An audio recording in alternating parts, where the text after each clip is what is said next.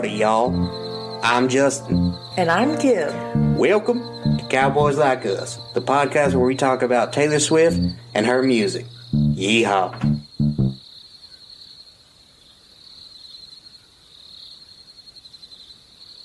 Hello, and welcome back to Cowboys Like Us, the only podcast with four-wheel drive. I opted for the only podcast hosted by two wise old trees. Hi, Barbie. Yes, we went to see that movie, the Barbie film, featuring some Australian woman and one of the various famous Ryans, I believe, was in it as well. Yes. Yep. And friend of the pod, Ice Spice, Yes. has a song in the end credits. It is called Barbie World, and it is a collab with Nicki Minaj, and it samples Aqua's iconic 90s skating rink banger, Yes. Barbie Girl. And I would like to take this time, if I may, to read a bit of Ice Spice's verse. She a Barbie bitch with her Barbie click. I keep dragging her, so she bald a bit. And I see the bread, I want all of it. And I want the green, so I olive it. And I throw it back, so he losing it. And I give the box with no shoes in it. Yeah, I know the trick, so I got him bricked. Yeah, they know who lit me and Barbie bitch. Dare I say, bars? I like the dragging her so she bald a bit, as if literally dragging her along the floor by her hair. That's pretty. Pulling her hair out. And the savage. I want the green, so I olive it. Olive green. That is one of those lines that's reminiscent of Lil Wayne's Real G's Move in Silence Like Lasagna. Mm-hmm. It's so dumb that it comes back around again and is clever. Yeah.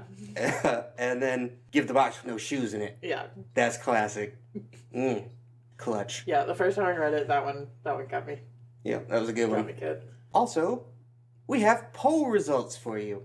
Gold Rush, the fans voted and decided it is a 9. I believe that's higher than either of us gave it. Is that accurate? Yeah, I think so. I think so. I think I give it an 8, and I think you gave it a 7. Yeah, I think that's right. So, there you go. Everybody really likes Gold Rush. But, I mean, yeah, I get it. Yeah. I gave my explanation why it's not one of my favorites, but that is not the common feeling about the song, so kind of expected that. Yep, our polls are always on Spotify. And on Instagram. And Threads. And Threads. So, be sure to get your vote in, if you like. And let us know what you think. It's time for news! News from around the Taylorverse. First off, let's talk about the Swift Quake. Yes. At one of Taylor's Seattle shows, the fans got so rowdy that they triggered a nearby seismograph, and the disturbance was equivalent to a 2.3 magnitude earthquake. A very small one, but still pretty impressive. It surpassed the Beastquake, a Marshawn Lynch touchdown run for the Seahawks about a decade ago, which measured a 2.0. So I bet Seahawks fans got their panties twisted about that. Probably just like the Vikings did. did. I just feel like it's not that hard to set off an earthquake on the West Coast, you know? Yeah, probably not. So unstable out there. And they have seismographs everywhere, so they can pick up things. In the South, we don't even have them like turned on and shit, because why would we? There's no earthquakes down here. That's crazy. Live in a place that doesn't shake all the time. That's all. Yeah, it comes with other horrible things, though, like tornadoes. Yep. And the hurricanes. Mosquitoes, swamp ass like you've never known. Alligators. Yeah. We all have our challenges to bear, that's for sure. Famous Swiftie Club continues to grow. Last night was the first LA show. There were a ton of people there. Yeah. Mindy Kaling was at last night's LA show. Lady Lautner. Sarah Drew, I'm not 100% sure who that is. Mm-hmm. Haley Kiyoko, Allie Raceman, Jesse Tyler, Lizzie McAlpine, Jenna Dewan, Ashley Tisdale, and Dylan Mulvaney. Yes, indeed. LA, where the stars come out to shine. But Taylor also had some famous people come out in Santa Clara. Gigi Hadid was there, as was Mark Zuckerberg with his daughters. The people who were not there on a family outing, despite a lot of social media excitement, were the Obamas. They were not present. at the show. They have not been at any of the shows thus far. Yeah. In other news, Taylor doesn't give one damn about any curfew. The laws of God and man do not apply to Taylor. And why should she? Out of money to pay the fine. For those of you who are unfamiliar, Santa Clara is a suburb of San Francisco. The 49ers have their stadium out there because it's cheaper to get land out there than in downtown San Francisco, of course. Yeah. And consequently, they live in suburbia, and they have a curfew of 10 p.m., and Taylor played till about 11:30 each night she was in Santa Clara. And she was by no means the first person to break the curfew. The Rolling Stones, Beyonce, Coldplay, and U2 have done it as well. And U2's violation only gave them a $1,000 fine, so Taylor don't even lose sleep over that at all. Yeah. It's almost like Levi Stadium has to have the fine because the people who live there will whine about it. Otherwise, there are no consequences for them being loud after 10. But it's like they don't really even care about it themselves because she had this show planned out before she started booking places, stadiums, for sure. So they knew what they were getting into. Yep, you buy the ticket, take the ride. Yeah. So I'm sure it was worked into the contract somewhere of like, you know, it came out of her sales or she agreed to pay it or whatever. But if it's $1,000, that is nothing off of Taylor's back. That's like pennies. Indeed. Back to the throwing things at celebrities discussion. It has taken an interesting turn in that Cardi B had a drink thrown at her and she responded by throwing her microphone at the fan. So potentially we could be getting to the next stage in the evolution of this phenomenon where the celebrities begin fighting back. Maybe we see them bringing a carton of eggs out on stage with them just in case they need them. Yeah. My first reaction to this story was that girl deserved to get hit with the microphone because y'all know how I feel about this whole situation. However, it has since come to light that Cardi B, shortly before this incident, had told the crowd that she was hot and wanted them to throw water at her. Oh, really? And she said aim for her legs, and this girl obviously didn't. Yeah.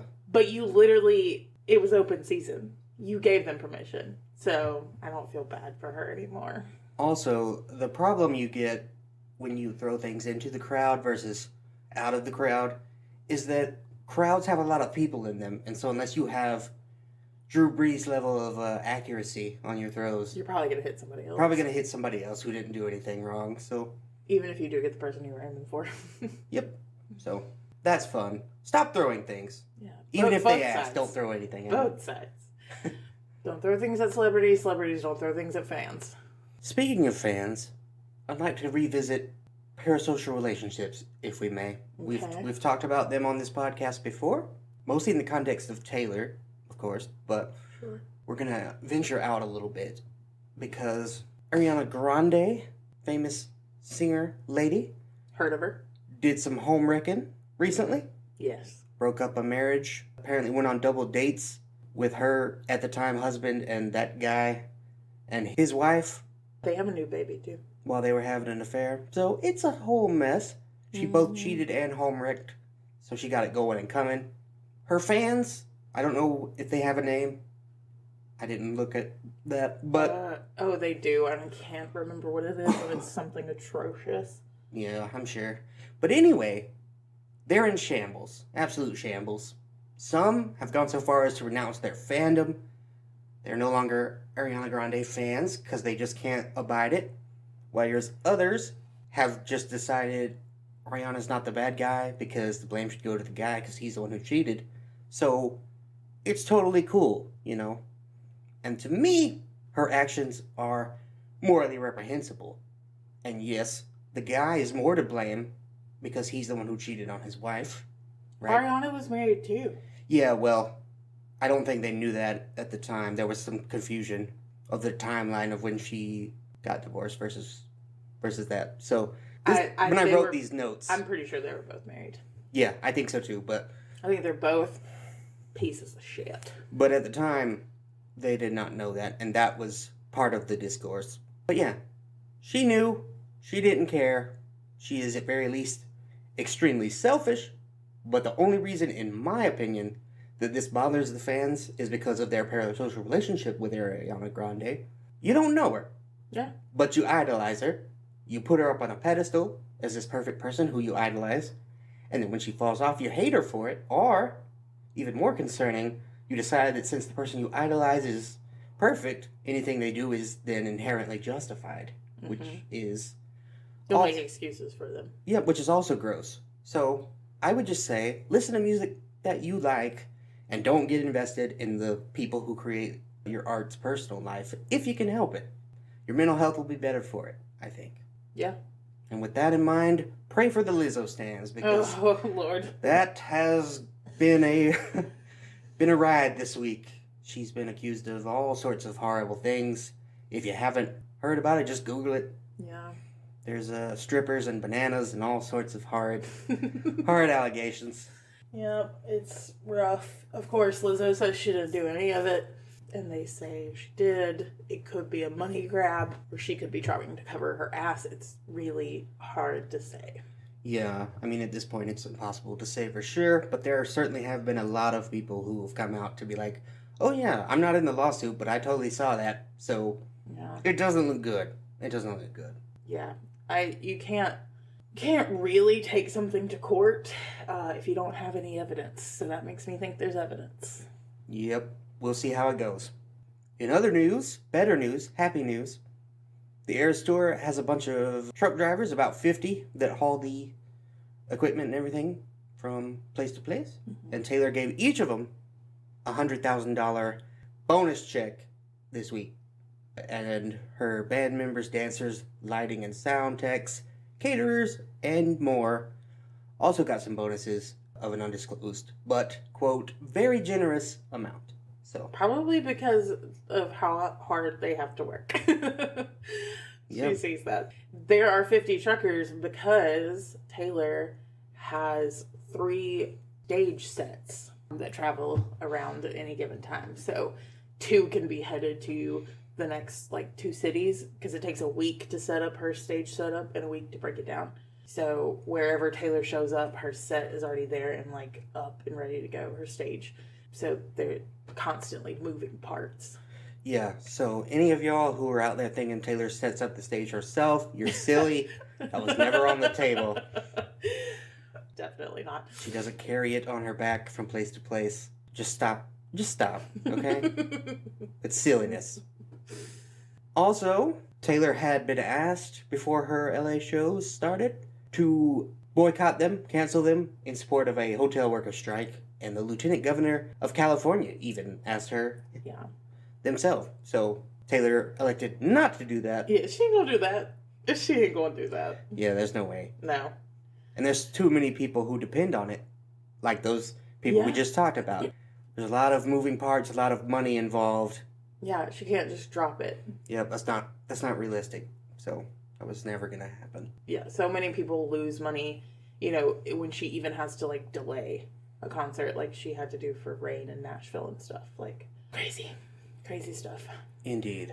In happy news, more North American Eras dates have been announced. Yeah. In Miami, New Orleans, Indianapolis, and Toronto, Canada.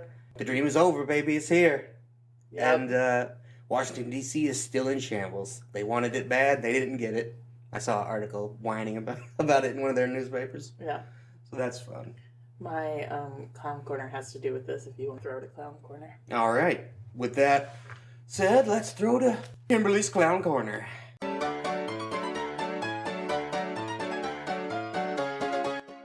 Kimberly's clown corner. Okay, so I was going to protest and not do a clown corner this week because Taylor is a bitch. No, I'm just kidding.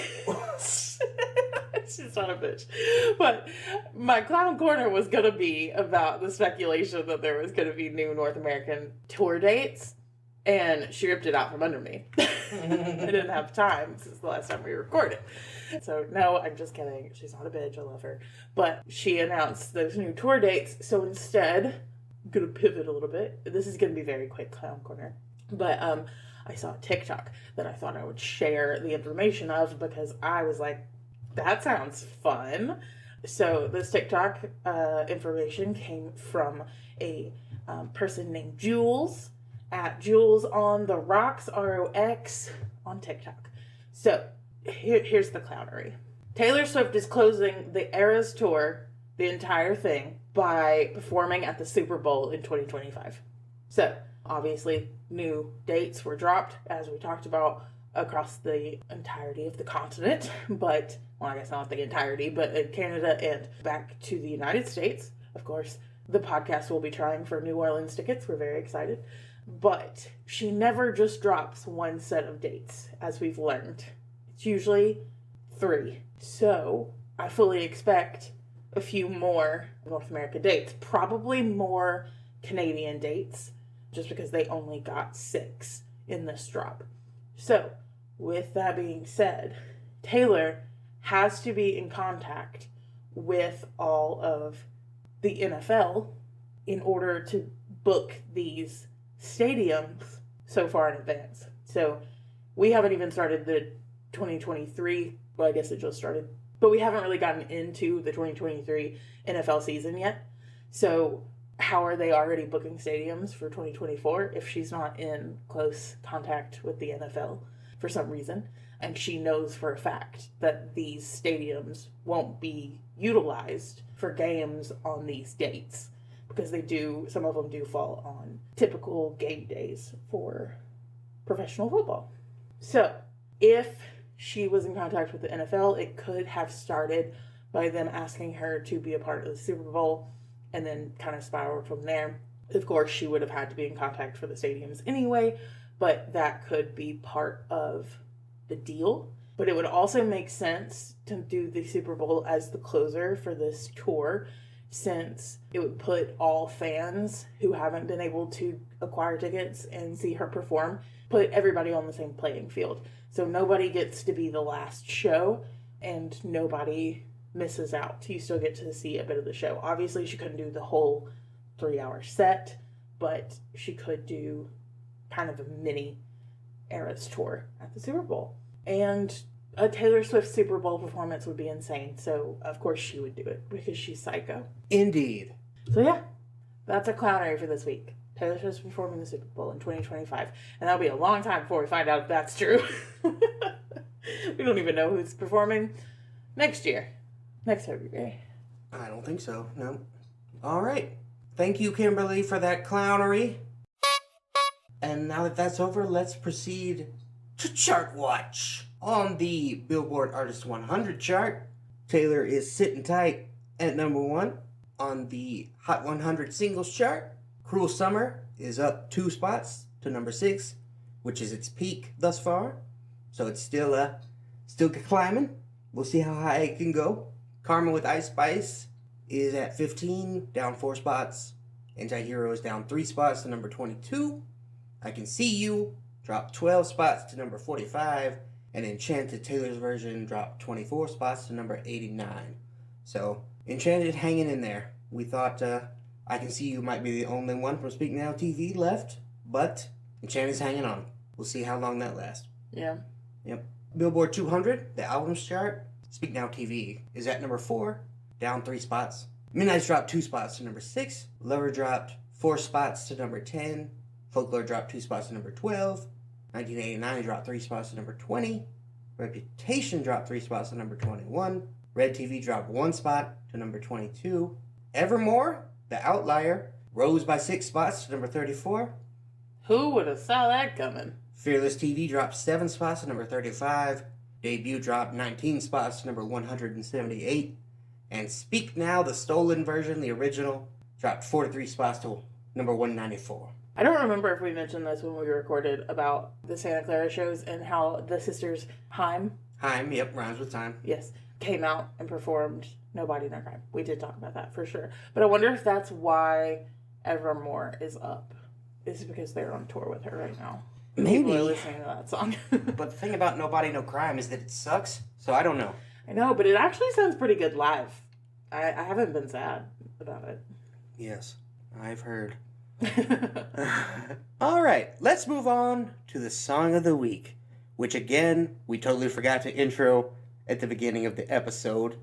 But I mean, it's okay. Yeah. As long as we said it at the end of last week's episode, which I know we did, I don't think we have to say it at the top of the episode. Right here is fine. Yep, we were building anticipation. Yep. For this week's song, which is...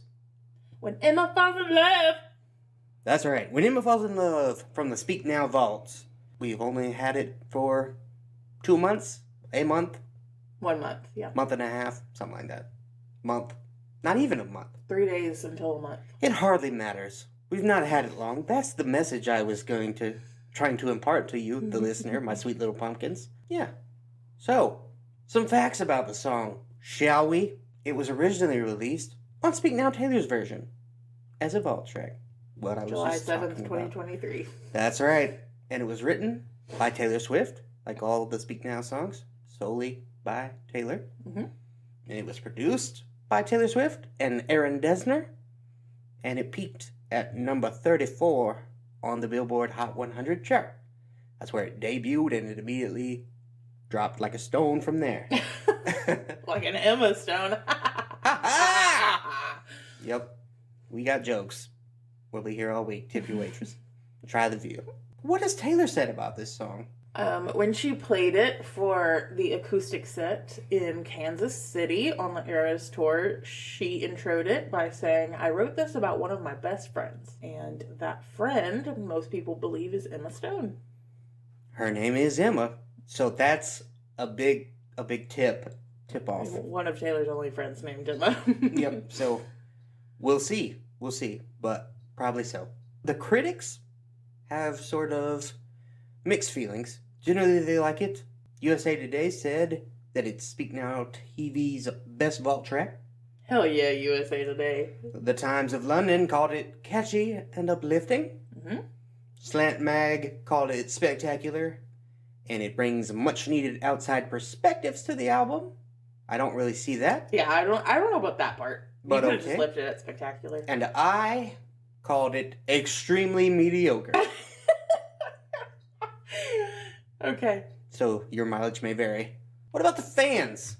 What do they say? I thought his name was Rob Sheffield. It is. Okay. I keep wanting to call him Rob Stone, but that's not his name. I don't know who the hell Rob Stone is, but it keeps coming to my brain. I don't know who Rob Stone is either, but I looked at that and I was like, his name is not Rob Stone. Okay, our boy Rob updated his list, and... I bet it's Rolling Stone, because that's what he writes for. Oh, yeah. I bet that's where I got Stone. Rob Sheffield from Rolling Stone. That's right. He put When Emma Falls in Love at number 77 on his list, which feels okay. He said, "A gorgeous Speak Now vault ballad that shows how great she's always been at observing other girls." I feel like we could have said other people, but sure. Yep, she's Whatever an observer you of say, the human condition. Yeah. And the Taylor Swift Reddit haven't done Survivor, including the vault tracks yet. Right. But overall, very positive reception. I have heard people compare it to Jump and Fall as well, but Reddit also compares it to Drops of Jupiter by Train. That one I hear. Jump and Fall, not so much, but Drops of Jupiter, I definitely heard that as soon as I listened to it. I was like, that sounds like Drop. Yeah, I've heard Jump and Fall on TikTok. Yeah. And apparently there's lots of love for the Cleopatra line, which is funny because I think that line is so weird. Yeah. White girls, they love them some Cleopatra for some reason. Gaylor fans are somehow convinced that it's about the one thing they ever want to talk about. Yep. They think that it's gay. That it's gay. And it could be. It's not impossible. It could be gay. I'm not saying it isn't, but I do think that that's a little reductive, and if every song that's positive about another woman is gay, then that means that gay women can't have platonic friendships or admire women in a non-sexual way. And that feels cheap and misogynistic. So, there that is. Yeah, you can't envy or idealize someone else's life without wanting to fuck them, apparently. Yep. I don't know. But we'll talk about that and more in a moment when we are joined by our special guest. I wonder who it could be. Oh, the anticipation. Let's wait and find out, shall we? All right. Welcome back to the podcast, Pod Gremlin, Madeline. Hello. Ooh, her first time on the big boy pod, not the mini-sode. Yeah, I've graduated. I finished my trial run. I graduated The to big song leagues. analysis. Yep. I'm happy to be here. Madeline is a big fan of When Emma Falls in Love, which is what led us to bring her in for this. And so I'm Yes, excited. spoiler alert, good song. Yep. And with that said, Talk about the lyrics. Yep, let's dive right in. The first noteworthy thing, in my opinion, is the chorus. She's the kind of book that you can't put down. Like if Cleopatra grew up in a small town and all the bad boys would be good boys, if they only had a chance to love her and to tell you the truth, sometimes I wish I was her. Quality all the way through, in my opinion. The Cleopatra simile is fire, and we see in the bad boys, would be good boys line, kind of what we were talking about the other day with Fearless, sort of young Taylor's naivete, I guess, in regard to love and the transformative power that it has, which is sweet, which is sweet. Kimberly, I know, does not care for it. My first question is, why Cleopatra? Like, of all of the women in the world. Yeah, go ahead. I got a note on her Cleopatra thing. My entire thing with that was every 90s kid, and I know Taylor was born in 89, so she's a 90s kid all the way through. Every 90s kid went through an Egyptology phase. So, like, go off, kid. We all did it. Go off, Blondie. But Cleopatra was powerful and interesting and influential, and she was, like, the only female character in Egyptology at the time. It fits right in. It's so 19 years old, 90s kid, millennial. Yeah, I don't know. I didn't have an Egyptology phase. I was too into the Titanic phase, I think. Right. But I did not go through that, which is why I guess I'm kind of like, why Cleopatra? Like, it could have been anybody, but sure. I don't know. She was powerful, as a pharaoh, obviously. And then, according to historical sources, a lot of people claim she was the most beautiful woman in the world. So, beautiful, powerful, an icon in every way. Literally swayed men, all the bad boys to good boys. Like, right. She was like, I'm going to eat this ruler and this ruler. Well, okay. If that's what she was going for, then I guess that makes sense. The bad boys, good boys line, it feels naive to me. It feels a little childish. It feels a little... Is it not giving, I can make the bad guys good for a weekend? That's better. That is so much better. She aged. She grew. We all do. Yeah, I don't know. It's just a little cringy, but it doesn't affect my overall view of this song at all. Blank Space has a little bit more of a tongue-in-cheek feel, which helps it as well, I think. Yeah, it does. She was like, there's something to this line, but I just did not hit it the first time. Yeah, and back to Cleopatra for 1 second. Instead of, hey, Octavian or whichever Caesar it was at that time, how about instead of invading Egypt, you invade this pussy? Oh my God. That's what Cleopatra said, and it worked out, so good for her. I don't... rolled up in a rug, and that's the story. She got unrolled in a rug. She was delivered in a rolled up rug. Something like that. I'm just saying, Emma Stone does not... It's not giving that. In my mind, personally. Well, we know Emma Stone can play Asian, so she could play Mediterranean as well. Emma Stone is a talented person. But bouncing off of the Cleopatra line into the... Well, I guess going deeper into the Cleopatra line, that if Cleopatra grew up in a small town, I did some data research on that. If we go on Emma Stone's birthplace, she was born and raised in Scottsdale, Arizona, which at the time of her birth had the population of 130,000, which is a ton of people. Like, damn. For reference, Birmingham has 197,000 right now. In the year of our Lord 2023, okay? And it feels, big? Whatever. Anyway, if we think about this being, now this is of course jumping ahead slightly, but if we think about this being Taylor, if she thinks about herself in the song and she's self-referencing when she references the small town, it could go back to her birthplace, West Reading, Pennsylvania, population 4,000, or her childhood home in however you say that city in Pennsylvania, population 7,000. So much closer to that small town vibe. Yeah. Here's a question with regard to that. Did you happen to look up and see where Cleopatra was born? And all that? No, but Is I it- absolutely will right now if you give me just a moment. Kim, do you know how to say the Wyoming? How do you say where he grew up? I didn't look up pronunciations because I only read things, which is why I mispronounce things later in life. The population of ancient Egypt at the time of Cleopatra's rule is estimated, because we don't have exact records, to be between 2 and 4 million people. Okay. Okay. So like That's a lot of people. Alabama to a little more. Yeah, for the time, it's a lot of people. Yeah, but if we're thinking about it being Emma Stone, then it might be, Scottsdale is not exactly a small place. Not what I would consider small. I am from a very small town in Alabama. That is what I do. Hang out where we have that population in the 14K and under. Birmingham being 197, being the big boy out here. I guess I don't. Wyoming. Wyoming? Yeah, I would assume it's Wyoming, Pennsylvania. That sounds like a fake town. A fake place. I think she claims from West Reading, so it's probably like, us. Is it Reading or Reading? See, this is why I mispronounce things. Reading, but that's what you said the first time. Oh, well, that's how it is. It's West Reading, but it's probably like a case of you and I where, we grew up outside of Birmingham, but we were born in Birmingham, so.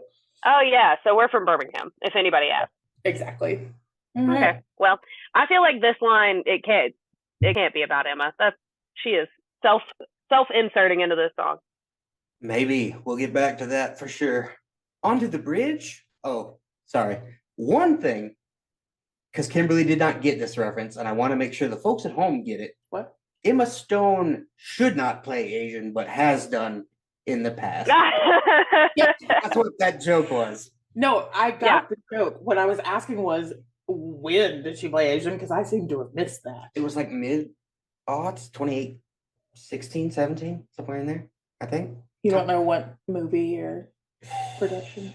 No. Okay. I didn't see it.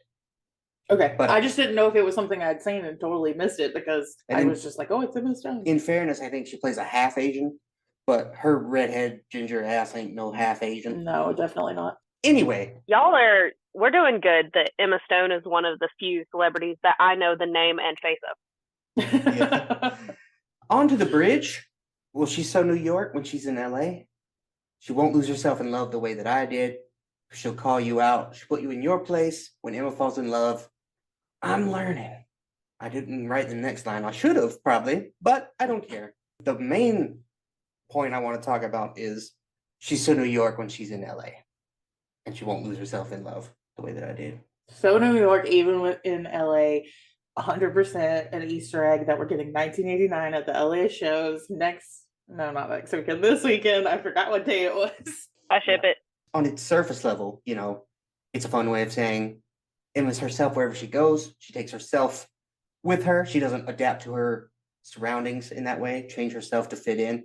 But we could also look at it as saying that Emma is contrarian by nature, because we do not know how she is when she's in New York. Is she so New York in New York, or is she so LA in New York? Because look at me, I'm quirky and I'm different. That's a fun thing I like to wonder. Well, if Emma's from Scottsdale. Is she so Scottsdale in New York? Yeah. She's so Arizona. Yeah, she's so Arizona when she's in New York. But Arizona is so close to California, you would assume Scottsdale and LA are the same. So why is she so New York? Is it just because she's so different? But again, okay. It's so because she's so different. It's because she's so foreign, like a historical foreign leader. Yep. Like her Asian character. like North African leader, Mediterranean leader Cleopatra. Or like Chinese leader Mao Zedong. No, stop. Just exactly like that. Either way, this is one of the lines that when I heard it originally, I was like, I feel like this is a person that lives in Taylor's mind. Like, she wants to be the person who's so New York, even when she's in LA. Yeah. New York is her entire personality, so. Yeah. We'll definitely get to that when we get to the broader thoughts, but that's my thought as well, that it's about an idealized version of herself or who she'd like to be. But yeah, either way, Emma, whoever she is confident in herself, and she does what she want to do. She's not going to be what you want her to be. She's going to be herself, unlike Taylor, perhaps. And I do think that the comparison between Emma and Taylor, or whoever the speaker is interesting. Is that confidence why the speaker sometimes wishes that she was Emma? Because she doesn't have that unshakable sense of self that Emma has. Yeah, I don't think that anybody in the world hasn't at one point in time wished they were someone else that they knew or didn't know personally, but wanted a different life. Sure, yeah. It's giving Emma knows who she is, and Taylor is a mirror ball. And then there is one line in verse 3 that I'd like to mention. Emma met a boy with eyes like a man. He's mature beyond his years, right? But it reminds me of I Think He Knows. He got that boyish look that I like in a man. Mm-hmm. Taylor likes to play with that idea of childhood versus adulthood. Where do they differ? Where do they overlap? Are they as distinct as they sometimes appear? Do we grow out of the boys we were? Do we become men? Or are we always ourselves? I like to imagine that it's the sickest burn on Andrew Garfield that you've ever heard. She's calling him a boy, even despite his age. And, you know, in Miss Americana and the Heartbreak Prince, she compares celebrity drama and gossip with high school. Yeah. She puts herself back in high school and her man in high school. Why do you want to fuck children, Taylor? Like, why? Oh, my God. It's bad. I think to think about when she wrote the line, Emma met a boy with eyes like a man, 19 years old-ish. That's so, I mean, at 19, we all thought we were a poet. Oh, sure. And how deep do you think she was when she wrote, met a boy with eyes like a man? I mean, come on, you're 19. Love is idealized. It's all referencing. She's playing with the age thing. She probably thought it was deep inside boy. Older guys act like boys, but they're men, you know. Yeah. I'd like to tell a story now, if I may. Oh, no. So, give it to me. All young people do think that they are very deep and very profound. I used to write poetry myself, and I once won a contest for poetry in my home county, and then I came up to Tuscaloosa to go to the University of Alabama, and I took creative writing as a freshman, and I walked in there very confident. I'm going to show these folks what a contest winner looks like. What a true poet looks like. That's right. Walt Whitman, Emily Dickinson. Who's that? It's only me. Yeah, and I was clearly the weakest poet in there. Very immediately. I was the only freshman in there as well, in fairness to myself. But yeah, it was very humbling and very immediate sort of comeuppance. Wait, you took creative writing semester 1? That's a 400 class. Yep, I did. He's a smart boy. Why did you do that to yourself? Well, you know. I put mine off until I had more time because, man. Picasso, you know, he's going to paint. He's going to paint, right? Don't matter what level it is. He was award-winning, Madeline. That's right. He could handle a 400 level class. Kim surrounds herself with book nerds. Yep. If that's what you want to call yourselves, sure. But yeah, so I get that for sure. The 19-year-old thinking they're the deepest person. But okay, so she's 19 years old and she thinks she's the deepest person. So I just need that 19-year-old Taylor to explain the Cleopatra thing to me herself, because Emma met a boy with eyes like a man is a way better line than Cleopatra if she grew up in a small town. How do you compare I'll them? die on the hill. She had an Egyptology phase and couldn't get off of it. Okay. Those things are so different. And, you know. And just style-wise. I don't know. A lot of syllables. How would a lot you of vowels. Information that line conveys, Kimberly? I don't know that the line tells me much of anything. Okay. It's what okay. Why her? Because I'm not picking up on why Cleopatra. Because you don't know anything about history. But that's you didn't get that gold book that everybody else got. Yeah, apparently not. But it's just like I don't know, one small reference and it doesn't give enough. Cleopatra is one of the most famous people who ever lived, and it should give a lot. Okay. It's like if she I compared bet. someone to Jesus. People, even who aren't Christians, should know who Jesus is and his general vibe. But maybe they don't, okay? I guess. I think you ignored a lot of things in school. I mean, yes. I definitely did. Not going to deny that one bit. Let's just go ahead and get into our big picture thoughts. Madeline, you are the guest. Would you like to go first? Yeah, sure. Kind of bouncing off of the bookworm note. We talked about the Cleopatra reference and the small town data that I learned. The other thing that I have seen several references to on the social memes from our followers, shout out to all of our new Instagram followers. We are now over 200 side of the time. Damn. And most of the people that are interacting with our stuff, we don't know them. So it's exciting stuff. Yeah. Anyway, I have seen there's a lot of bookworms on there as well. People referencing the song to the book Emma by Jane Austen, which I hadn't read personally, but I did a little digging into. Yeah. And I see the commonalities that they're drawing there. Apparently, Taylor's been through her own Jane Austen phases. There's references to her works in other songs. Yeah. But the first line of the book Emma gives the song. The first line of the book, Emma seemed to unite some of the best blessings of existence. She's handsome, clever, and rich, with a comfortable home and happy disposition. Almost as if Cleopatra grew up in a small town. Almost as if, is it not perfect? It's the first line of the book. So then I did a little bit more digging, and I was like, okay, is there like a modern movie? Yeah. I was like, what can I find on Emma? And then I found that Clueless is considered, it's one of many, that's considered a modern, and then I put that in quotations because Clueless is so far from modern anymore. That's so out of date. But Blondie, Taylor, dressed as Clueless characters before.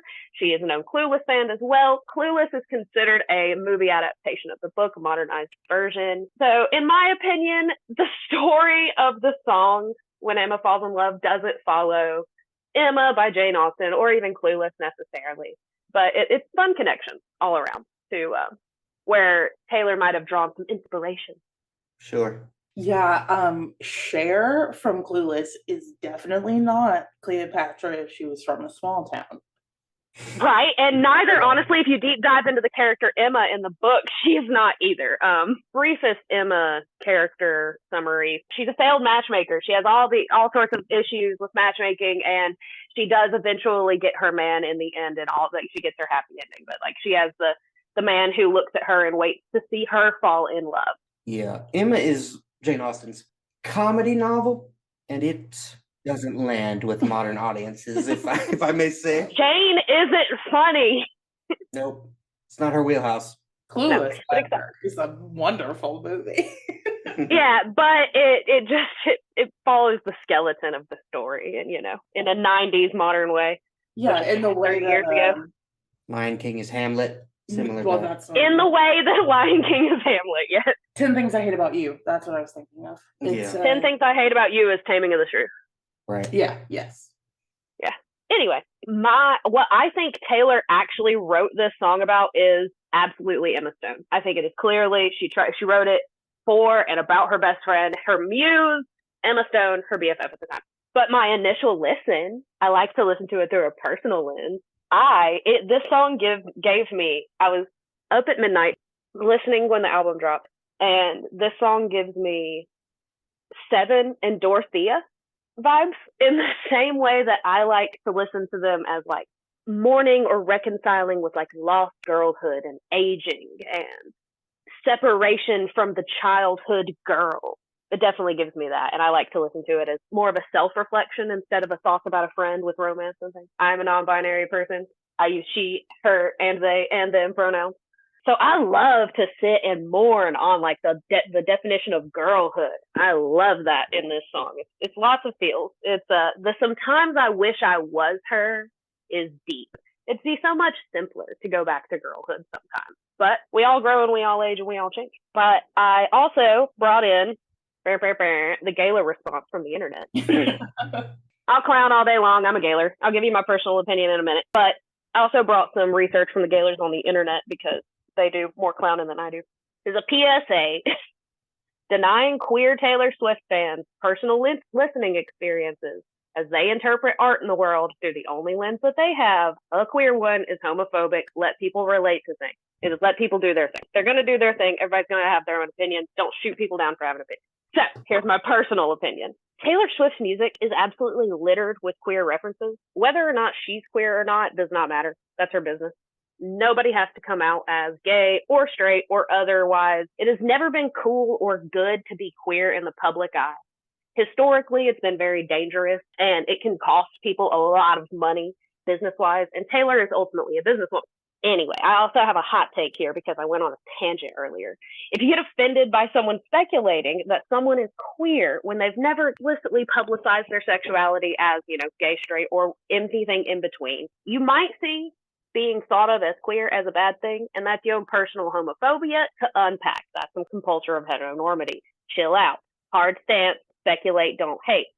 Fans do not and should not speak for artists. You should not make hard stances about people's sexuality. But fans also shouldn't police fans that are different from them. Mic drop. There's my soapbox. Sorry. End of that. So, the Gaylors, they're excited. The best reaction I've seen so far is somebody saying, I would have written this right before I realized that I like girls. And that being said, the do I want to do her or be her is the most queer femme thing absolutely ever. That is how so many queer women, whether they are gay, bi, pan, any sort of the spectrum of being queer, have all been through. Everybody's had an Emma. Everybody's had somebody that they, do I want to do her or do I want to be her? It's a stereotype for a reason. Mm-hmm. For sure. For shizzle. So the other best thing that I've seen the Gaylors on the TikTok go through is people are excited to be able to easily sing, because people love to change lyrics. People are excited to be able to easily sing or plug in, sometimes I wish I was hers, and sometimes I think I love her, in their own listens and sing-alongs. And there are acoustic, sapphic versions all over the TikTok. The gays are excited. It's very reminiscent of the very first night, where there should obviously be a her in the chorus, and there's not. Oh my god. Do you know how many ukulele versions of that there are on TikTok? Yeah, that one I think is the biggest, Like, obvious. It makes sense that people point to that one. Yeah. For sure. It does. So there's your Gaylor roundup. The gays are excited. They're having a field day with this song. They have been given new fodder for their fire and are just happy little babies on the internet. Yeah, it's good that they find something to enjoy, certainly. Well, it is. I know. I'm laughing at that. It do be like that. Yeah. I'm so glad the gays enjoy something. Good for them. Good for them. Good for you, gays. I don't know. The gays are so used to changing lyrics, though. That's another thing that's so stereotypically gay. Here's my thing on that. I do absolutely agree with you when you say that people interpret songs however they want to, and they are entitled to do that. Absolutely. I subscribe to that method of criticism as well. My only sort of note with the Gaylor fans is that if everything is a reference to it, then that sort of takes away the possibility for, like, platonic friendship between people of the same gender. If everything is gay, like, it can be both. You know what I mean? It could be either. Oh, yeah, for sure. Por que no los dos? Sure, yeah. I, as a heterosexual man, I have admired men over the time that I've been alive, and I have not wanted to bang them. So, that's all. It can happen. Nah, my soapbox is mostly pointed at people who are mean on the internet. Yeah. Don't be mean on the internet. Like Taylor said, Mom said, don't be mean on the internet. Yeah, a lot of motherfuckers are just homophobic, and they can go jump in a lake. Yeah. Mm-hmm. Yeah, Jesus Christ. And to think about all, like Kim mentioned, was it last episode or episode before last? The Taylor fans that were ready to sell their tickets if she was potentially at a party that had some edibles that she may or may not have eaten. Like, could you imagine the people that would be angry at her if she was like, yeah, I'm queer and I've liked one woman ever, and then all of these men, and you guys can now think of me like in a fetishized way. Like, there's people would still be mad. People would still feel bad. Yeah, there are definitely Swifties who are like, these people are unhinged. There's absolutely no way she's gay, and that's the only reason why they're still fans, and they're blinded by that. And then, if she were to ever come out, they would sell their tickets and burn their albums and cause a riot. Yeah, that's crazy. You can't know either way until someone But says. there are also, on the other hand, hateful gaylers out there who absolutely feel like Taylor owes them coming out. And I don't stand on that box either. I don't think anybody should have to come out as gay, straight, or otherwise.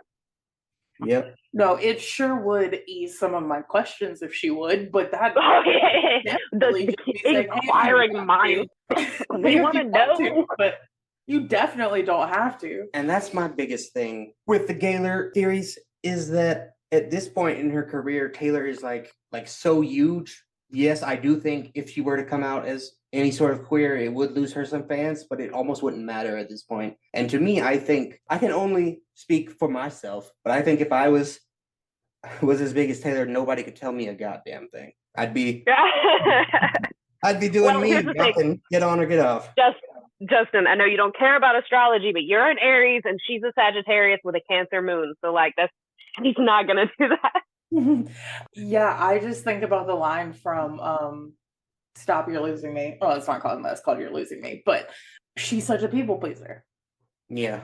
She's not gonna risk losing even 1% of her fan base because she's a people pleaser. Well, maybe she should have thought about that before going to that weed party. Weed party. I bet she got really upset that anybody assumed she was smoking weed and went home and cried. She did. She was doing a weed with her cat. Poor Taylor.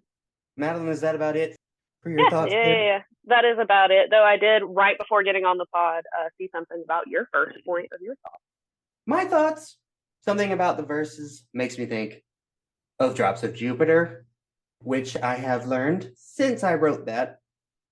Taylor used to cover on the Speak Now tour. Is that right? Yes. And when the Speak Now live album came out, the Drops of Jupiter cover was on steady play on my iPod at the time. There you go. Amazing.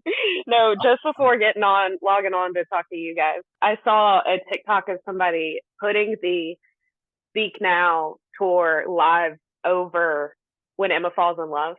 And that's the Speak Now tour of Drops of Jupiter. Sorry, my brain went in a circle there for a second. Anyway, they layered the two pieces over each other. It's basically the same song.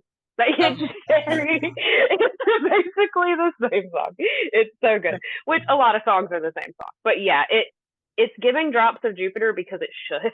Yeah, I've talked about this, but I'm a pop punk fan, and pop punk songs are the same song every time, almost. Yeah. You know, there's 3 songs that pop punk bands make. So yeah, that's not a problem in my book. Yeah, everybody should go listen to the Speak Now live version of Drops of Jupiter and Daddy Let Me Drive by Alan Jackson. Her cover was wonderful.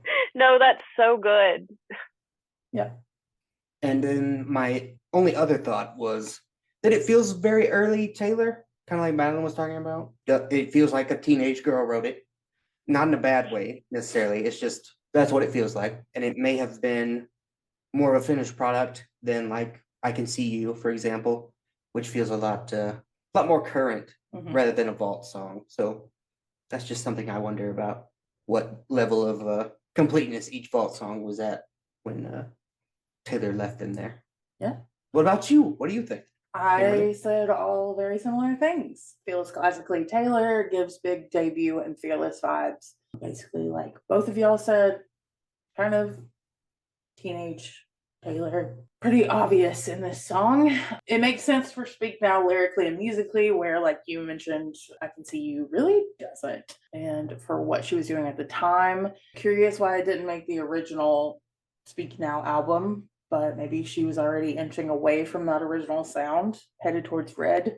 It was kind of a transitional period. So, like I mentioned earlier, my first instinct was that Emma was the Taylor that lives inside Taylor's head.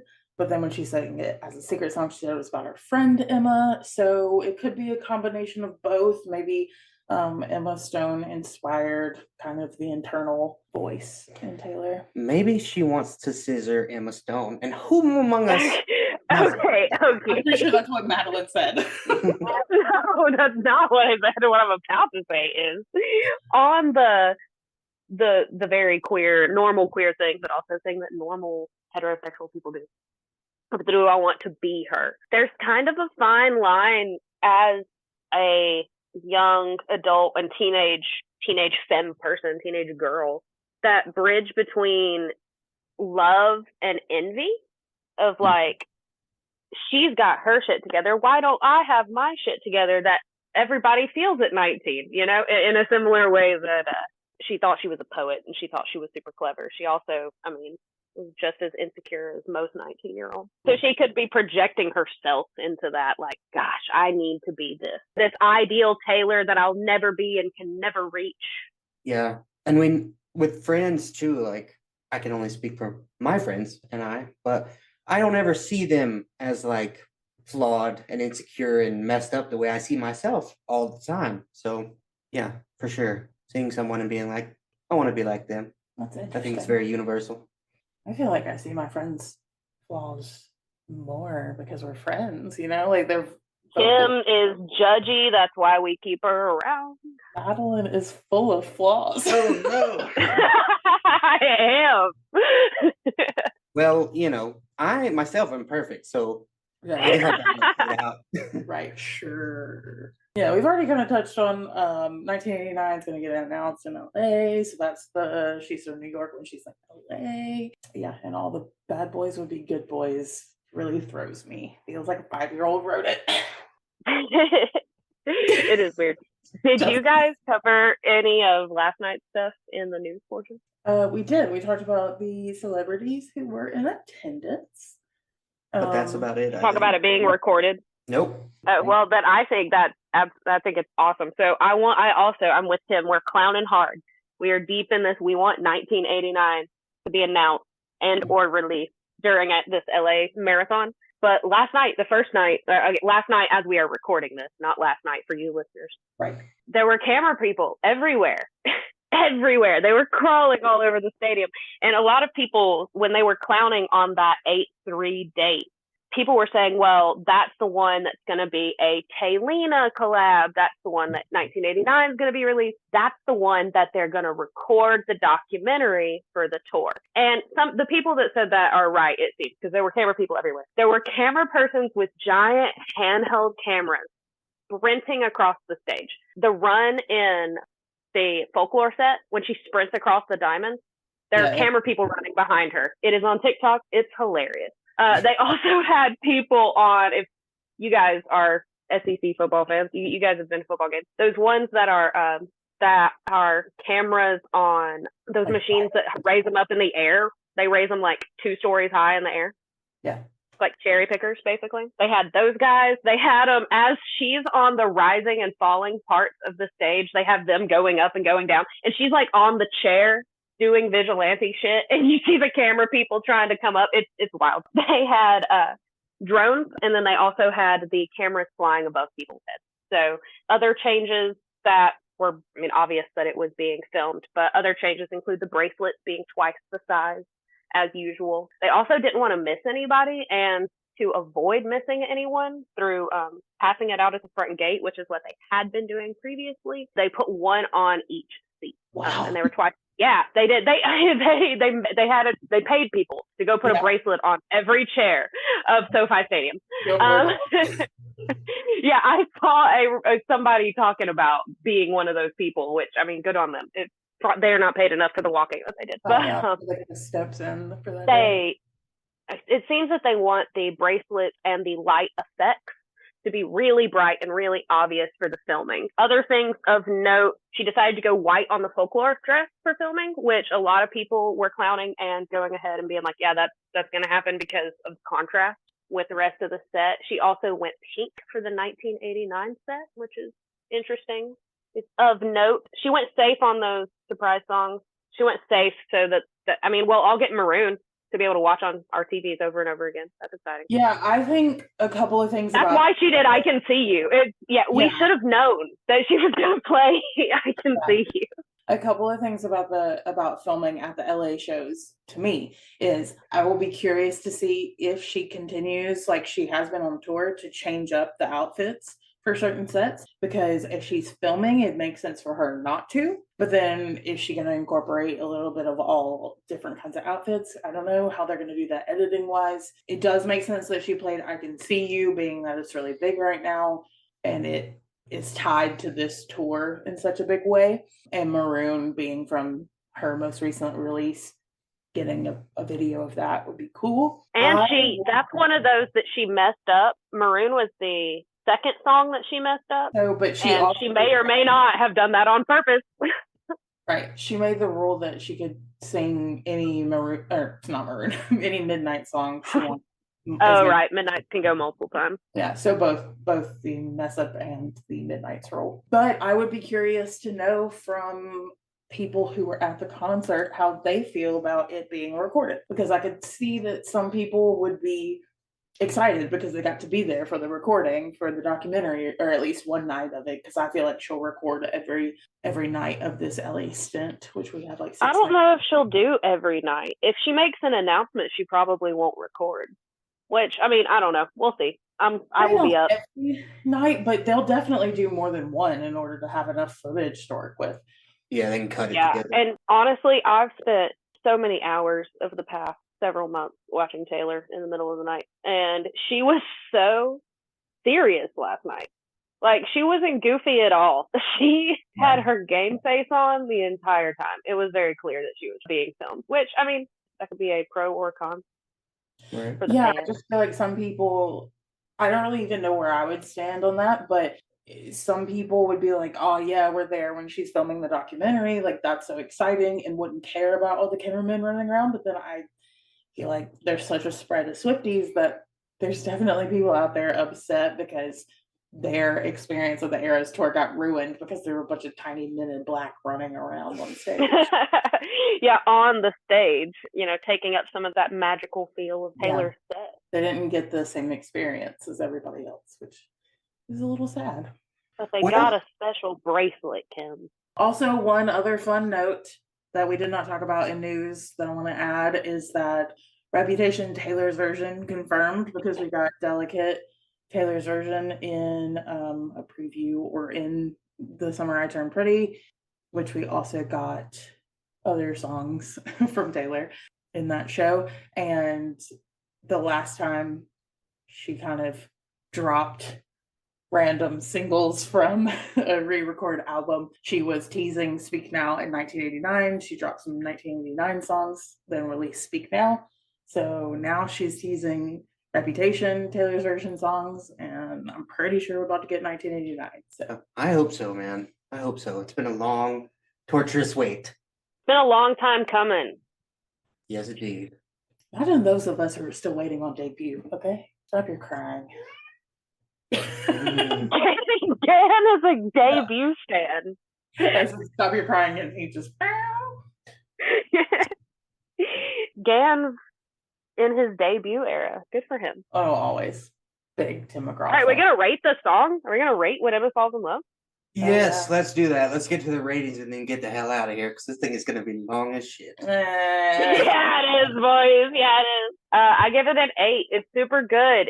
It's very pure. It is very happy. It is very simple, and that is why it is an 8. It was written by a kid, but it's a good song written by a kid. There you go. Kimberly, would you like to go next? I also gave it an 8. I enjoy this song a lot, and it's easily one of my favorite Ballad songs that she's released. But much like Madeline said, it's very simple, and it's nowhere near perfect. So I can't give it a 9 or a 10. And here I come to hurt some feelings. Oh, Justy! I know it. I'm going to give it a 5 because... Wow! I know, right? When I listen to it, I'm like, oh yeah, this is a nice song. But then it just does not stick in my head at all. Like, it just doesn't. The melody or anything. Like, Maybe that's because it's about girlhood and you never had any. You were so defensive of the lyrics to give it a 5. That is some BS. Well, there are things I like about it, but overall, it just makes no impression on me. Like, I don't feel compelled to listen to it. It doesn't get stuck in my head when I'm at work or anything. Like some of her other stuff. So, yep, it's a 5 for me, dog. 5 for me. What do y'all think it is, listener? Vote in our poll and tell us. And we will tell you what you thought. You tell us. You tell us, we'll tell you. That's right. We'll tell you back. We'll tell you right back. Yep. Rank on Spotify. We'll do a little bit of math, and then we'll tell you right back. We're going to average it. Yep. Anything else? Anyone? What are we doing next week? Yes. Good point. Y'all love forgetting that. I'll call you out. Is one of my favorites, so you know it's gonna be high. Spoiler alert. Should've. From Midnight's 3 a.m. edition. Would've, could've, should've. Woulda, coulda, shoulda. Whoop, whoop. Whoop, whoop. I saw a popular thread today of people laughing about forgetting the order of those words for that song. So, I mess it up every time I say it. So thanks for having me. The common phrase in the South is coulda, shoulda, woulda. So she really rearranged it on us, and I get confused, and I call it coulda, shoulda, woulda all the time. Well, that would be because she's not from here. Yeah, I get that, but... Yep, the Pennsylvania translation. And I hate Pennsylvania, so... She does. We'll talk about that perhaps next week. For now, thank you for listening. Madeline, thank you for being here. Thanks for having me. Follow us on social media. It's going to be in the outro. But here's another reminder. Do it. Follow us on Instagram, Threads, X, Twitter. That's not Twitter. Yeah. Yep, all the things. We're on there. Madeline is in charge. I was going to say, I'm on there. They ain't on there. I'm on there.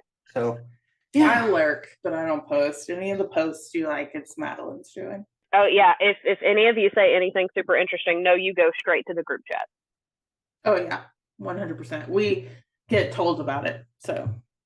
Yep. If you want to say some really dumb shit, we'll talk about it on here. Yep, we'll hear about it. Yeah, it'll end up in the group chat. Well, if that's it, then I guess have a great Bye. night for listening. Bye. Bye.